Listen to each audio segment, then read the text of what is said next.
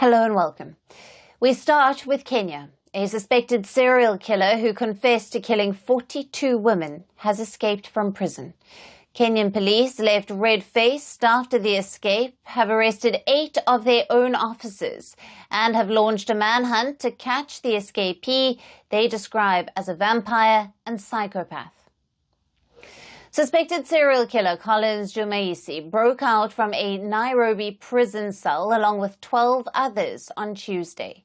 The other escapees are all Eritrean nationals who have been arrested for living in Kenya illegally.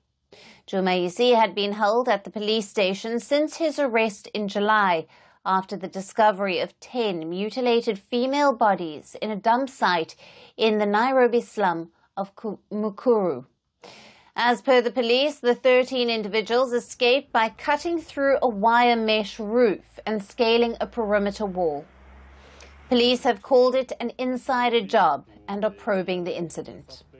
Our preliminary investigation indicated that the escape was aided by insiders, considering that officers were deployed accordingly to guard the station.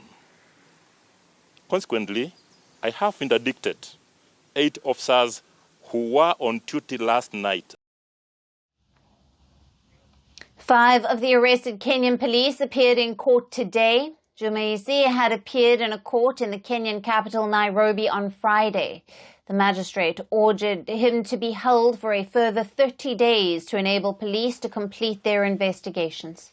Jumaisi had confessed to luring, murdering and mutilating 42 women, including his wife, between 2022 and his arrest in July. The victims were aged between 18 and 30 and were all killed in the same way. Jumaisi would put their body parts in plastic bags and dispose of them in a garbage dump. Police found evidence of his crimes at his residence as they recovered objects like a machete, gloves and nylon sacks. The brutal murders sparked shock and outrage in Kenya. The case also brought the role of the Kenyan police into the spotlight. Many questioned how officers failed to detect that bodies were being left in a quarry that was just around 100 meters from a police station. People also questioned how 42 people could be murdered in the span of 2 years without police noticing. But an arrest was made in just 3 days after the discoveries of the mutilated bodies. Skepticism was also raised by the Kenyan police watchdog. It launched an investigation to determine whether the police themselves were linked to the killings. The findings are yet to be released. Kenyan police have been accused of human rights abuses in the past, and it is currently under scrutiny over the deaths and abductions of protesters who participated in the recent anti-government rallies. Meanwhile, the latest prison break is not a standalone incident. Barely 6 months ago, a suspect in a high-profile murder case escaped from police custody. The case also left Kenyans shocked, who are already reeling from the discovery of 400 bodies in mass graves in the remote Ashakahola forest. The deaths in this case have been linked to cult leader Paul Mackenzie, who is accused of inciting his followers to starve themselves to death in order to meet Jesus.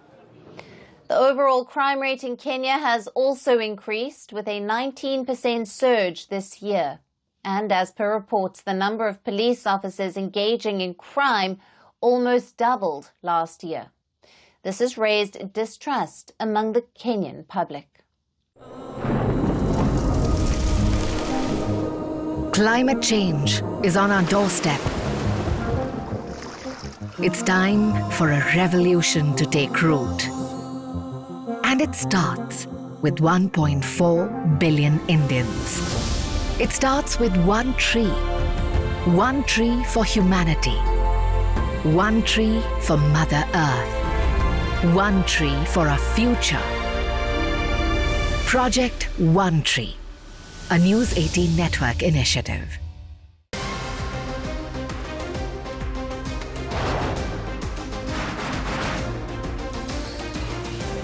Obviously today, the T20 World Cup bandwagon has moved across to the West Indies. What can we expect from this?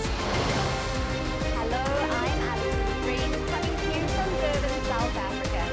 Today we have a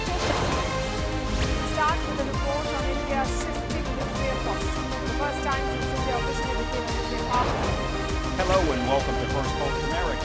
I'm Aaron Ham, coming to you live from the nation's capital in Washington, D.C.